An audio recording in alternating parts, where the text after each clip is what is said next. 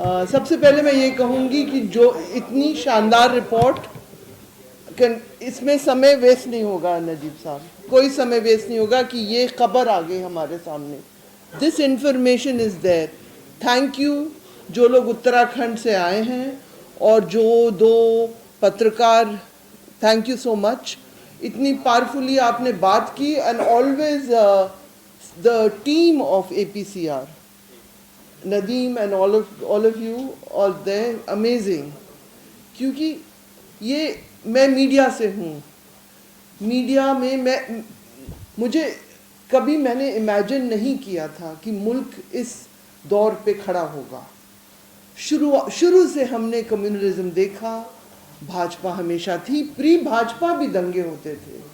हमने तो मेरठ के दंगे देखे थे जब मैंने अपना जर्नलिज्म का करियर स्टार्ट किया था। फिर अयोध्या का आंदोलन हुआ और मेरठ के ज़माने में भाजपा पावर में नहीं थी जब मलियाना में दंगे हुए।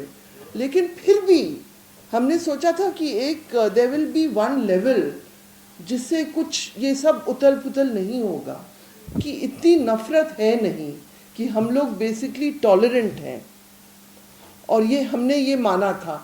अब मेरा सवाल, क्योंकि मैंने आप सब के भाषण, जो लोग वहाँ उत्तराखंड, जो पहले पैनल जिन्होंने तैयार की रिपोर्ट, मेरा एक सवाल ये है, आप कह रहे हैं कि एक धर्म संसद के वजह से ये सब शुरू हुआ, तो मेरा ये सवाल है, क्योंकि मैं पत्रकार हूँ, मुझे भाषण देने की आदत नहीं है, क्योंकि नदीम ने कहा मैं हमेशा उनको सपोर्ट करती हूँ, आप सबका काम सपोर्ट करती हूँ, लेकिन मेरा ये सवाल है कि एक धर्म संसद की वजह से सारे लोग मुसलमानों के खिलाफ हो गए, कि क्या कुछ लोग थे जो हमदर्दी से साथ खड़े थे?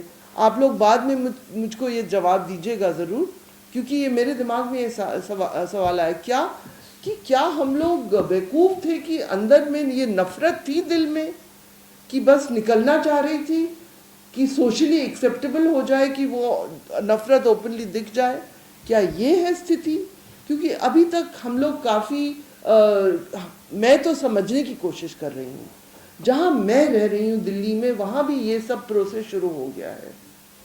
पहले कोई कहता है कि देखिए ये एक मदरसा है, फिर एक कहीं से कोई चैनल आता है, चैनल एक क्लिप बनाता है और झूठ बोलता है कि इस पार्क में ये देखिए ये मुसलमान बच्चों का मदरसा है और हिंदू डरते हैं। यहाँ सब हिंदू लोग चल रहे हैं, RSS BJP के लोग मुझसे भी कहते हैं कि भाई हम लोग को घेरा जा रहा है।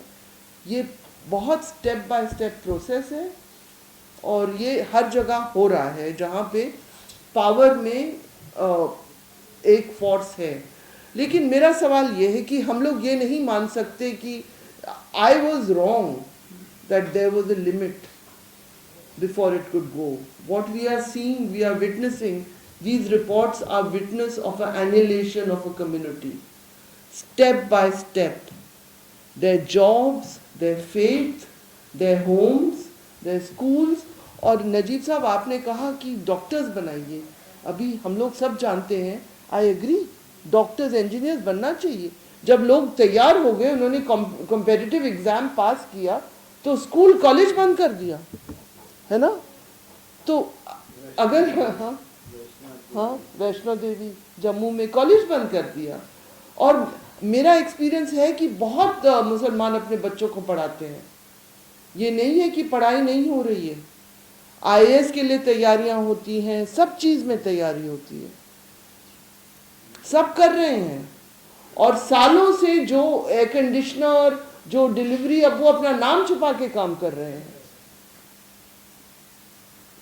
और ये मानना तो हर जगह ये हो रहा है। अभी तक टेलर अभी तक मैंने देखा है अपना, वो नहीं अपना नाम छुपा रहे हैं, लेकिन जो लोग घर के अंदर आते हैं, काफ़ी लोग अपना नाम बता देते हैं, मुझे बता देते हैं, लेकिन वो अपना नाम डबल नाम लेके चल रहे हैं। तो ये सब हो रहा है, ये बहुत सालों से हो रहा था, लेकिन अब ये बहुत खौफनाक तरीके से हो रहा है। और किसी को पता नहीं, जब वो मदरसा बंद हो जाए, जब उन बच्चों को निकाला जाए, और जिस तरह की बातें लोग कह रहे हैं, तो मेरा सवाल ये, तो थैंक यू वेरी मच कि आपने ये रिपोर्ट की, थैंक यू। इट्स इम्पॉर्टेंट कि हम लोग इस तरह का डॉक्यूमेंटेशन रखें, दूसरी बात, जहाँ मैं समझती हूँ मीडिया को, और मेरे हर जगह मैं मीडिया से हूँ, मैंने ट्रेडिशनल मीडिया में काम भी किया है, और मैं समझती भी हूँ कि नहीं करेंगे, करना चाहे भी तो ये रिपोर्ट होनी चाहिए, एक इन डेप्थ इनसाइट पीस होना चाहिए, evacuation plan to remove Muslims from Uttarakhand, Devbhoomi the excuse, जो भी हो, स्पेशल सीरीज होनी चाहिए, लेकिन होती नहीं है। इसलिए ये बहुत अहम काम है, और थैंक यू, और इसके साथ मैं और क्या कहूँ।